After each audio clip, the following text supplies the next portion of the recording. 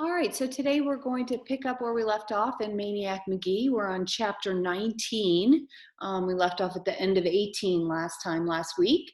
And just to refresh your memory, so in the last section that we read, Maniac, or Jeffrey, starts to see that everything was not loving him back the way he was loving Two Mills. He was loving his life in Two Mills, but he started to kind of open his eyes to the fact that not everything around him was loving him as much as he was loving it.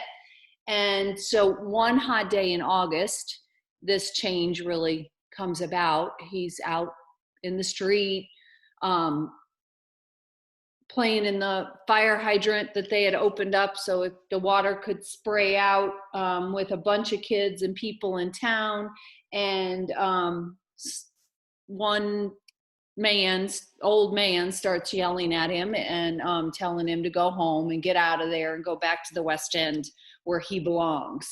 And then the next morning, even though they tried really hard to stop him from seeing it, as he came home from his early morning run, he saw in chalk on the Beals house, "Ish Belly Go Home," which was originally, of course, "Fish Belly Go Home," but Mrs. Beal had gotten to the F and scrubbed that off, but not the rest of the words before he saw it. So that caused the maniac or Jeffrey and Amanda to argue, and some mean things were said on either side. And then he left all day. And Amanda was very worried about him, even though she tried to pretend like she wasn't. And then he did come home late in the day. And the next day, Amanda had an idea, and she told Maniac about it. And it was told him all about Cobble's knot. So now we're on the chapter where we're going to find out about Cobble's knot and a way that he could stay, and that more people in town, or everyone in town, would love him rather than a few of them not. Chapter 19. If the wonders of the world hadn't stopped at 7, Cobble's knot would have been number 8. Nobody knew how it got there. As the story goes, the original Mr. Cobble wasn't doing too well with the original Cobble's Corner Grocery at the corner of Hector and Birch. In his first 2 weeks, all he sold was some Quaker Oats and penny candy. Then one morning, as he unlocked the front door for business, he saw the knot. It was dangling from the flagpole that hung over the big picture window, the one that said "Frosted Foods" in icy blue and white letters. He got out a pair of scissors and was about to snip it off when he noticed what an unusual and incredible knot it was. And then he got an idea. He could offer a prize to anyone who untangled the knot. Publicize it. Call the newspaper. Winner's picture on the front page, Cobble's Corner in the background. Business would boom. Well, he went ahead and did it, and if business didn't exactly boom, it must have at least pepped a little, because eons later, when Maniac came to town, Cobble's Corner was still there, only now it sold pizza instead of groceries. And the prize was different. It had started out being 60 seconds alone with the candy counter. Now it was one large pizza per week for a whole year, which in time made the knot practically priceless. Which is why, after leaving it outside for a year, Mr. Cobble took it down and kept it in a secret place inside the store and brought it out only to meet a challenger. If you look at old pictures in the Two Mills Times, you see that the knot was about the size and shape of a lopsided volleyball. It was made of string, but it had more contortions, ins and outs, twists and turns and dips and doodles than the brain of Albert Einstein himself. It had defeated all corners for years, including J.J. Thorndike, who grew up to be a magician, and Fingers Holloway, who grew up to be a pickpocket. Hardly a week went by without somebody taking a shot at the knot and losing, and each loser added to the glory that awaited someone who could untie it. So you see, said Amanda, if you go up there and untie Cobble's knot, which I know you can do. You'll get your picture in the paper and you'll be the biggest hero ever around here, and nobody'll mess with you then. Maniac listened and thought about it and finally gave a little grin. Maybe you're just after the pizza, since you know I can't eat it. Amanda screeched. Jeffrey, the pizza's not the point. She started to hit him. He laughed and grabbed her wrists, and he said, okay, he'd give it a try. Chapter 20. They brought out the knot and hung it from the flagpole. They brought out the official square wooden table for the challenger to stand on, and from the moment Maniac climbed up, you could tell the knot was in big trouble. To the ordinary person, Cobble's knot was about as friendly as a nest of yellow jackets. Beside the tangle itself, there was the weathering of that first year when the knot hung outside and became hard as rock. You could barely make out the individual strands. It was grimy, moldy, crusted over. Here and there, a loop stuck out, maybe big enough to stick your pinky finger through. Pitiful testimony to the challengers who had tried and failed. And there stood Maniac, turning the knot, checking it out. Some say there was a faint grin on his face, kind of playful, as though the knot wasn't his enemy at all, but an old pal, just playing a little trick on him.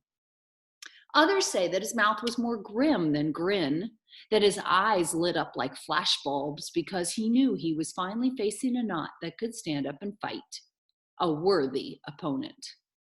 He lifted it in his hands to feel the weight of it. He touched it here and he touched it there, gently, daintily. He scraped a patch of crust off with a fingernail. He laid his fingertips on it as though feeling for a pulse. Only a few people were watching at first, and half of them were Hex Angels, a roving tricycle gang of 4- and 5-year-olds. Most of them had had sneaker lace or yo-yo knots untied by Maniac, and they expected this would only take a couple of seconds longer. When the seconds became minutes, they started to get antsy, and before 10 minutes had passed, they were zooming off in search of somebody to terrorize. The rest of the spectators watched Maniac poke and tug and pick at the knot. Never a big pull or a yank, just his fingertips touching and grazing and pecking away like some little bird. What's he doing? Somebody said. What's taking so long? He gonna do it or not? After an hour, except for a few more finger-sized loops, all Maniac had to show for his trouble were the flakes of knot crust that covered the table. He ain't even found the end of the string yet, somebody grumbled, and almost everybody but Amanda took off. Maniac never noticed. He just went on working. By lunchtime, they were all back, and more kept coming, not only kids, but grown-ups too, black and white, because Cobble's corner was on Hector. The word was racing through the neighborhood on both the east and the west sides of the street. What people saw, they didn't believe. The knot had grown, swelled, exploded. It was a frizzy glob. The newspaper the next day described it as a gigantic hairball. Now, except for a packed-in clump at the center, it was practically all loops. You could look through it and see Maniac calmly working on the other side. He found the end, somebody gasped, and the corner burst into applause. Meanwhile, inside, Cobbles was selling pizza left and right, not to mention Zeps, a 2 Mills type of hoagie, steak sandwiches, strombolis, and gallons of soda. Mr. Cobble himself came out to offer Maniac some pizza, which Maniac, of course, politely turned down. He did accept an orange soda, though, and then a little kid, whose sneaker laces Maniac had untied many a time, handed him up a 3-pack of tasty cake butterscotch crimpets. After polishing off the crimpets, Maniac did the last thing anybody expected. He lay down and took a nap right there on the table, the knot hanging above him like a small hairy planet, the mob buzzing all around him. Maniac knew what the rest of them didn't. The hardest part was yet to come. He had to find the right routes to untangle the mess, or it would just close up again like a rock and probably stay that way forever. He would need the touch of a surgeon, the alertness of an owl, the cunning of 3 foxes, and the foresight of a grandmaster in chess. To accomplish that, he needed to clear his head, to flush away all distractions, especially the memory of the butterscotch crimpets, which had already hooked him. In exactly 15 minutes, he woke up and started back in. Like some fairy tale tailor, he threaded the end through the maze, dipping and doodling through openings the way he squiggled a football through a defense. As the long August afternoon boiled over, the exploded knot hairball would cave in here, cave in there. It got lumpy, out of shape, saggy. The Times photographer had made starbursts with his camera. The people munched on Cobble's pizza and spilled across Hector from sidewalk to sidewalk and said, ooh, and ah. And then, around dinner time, a huge roar went up. A volcano of cheers. Cobble's knot was dead, undone, gone. It was nothing but string. Chapter 21. Bugles, cap guns, sirens, firecrackers, war whoops. Cobble's corner was a madhouse. Traffic had to beep an inch through the mob. Kids cried for autographs. Scraps of paper fluttered down in a shower of homemade confetti. A beaming Mr. Cobble handed up a certificate to Maniac for the year's worth of large pizzas. Maniac accepted it and said his thanks. The undone knot lay in a coiled heap at Maniac's feet. Mr. Cobble grabbed it. Already people were guessing how long it was. The yelling went on and on, the way yelling does, if only to hear itself. But one person wasn't yelling. Amanda Beale. She was holding one of the homemade confetti scraps, gaping at it. Then she was scrambling across the sidewalk, the street, shoving people's legs aside, grabbing more scraps and crying out, oh no, oh no. And then she was running.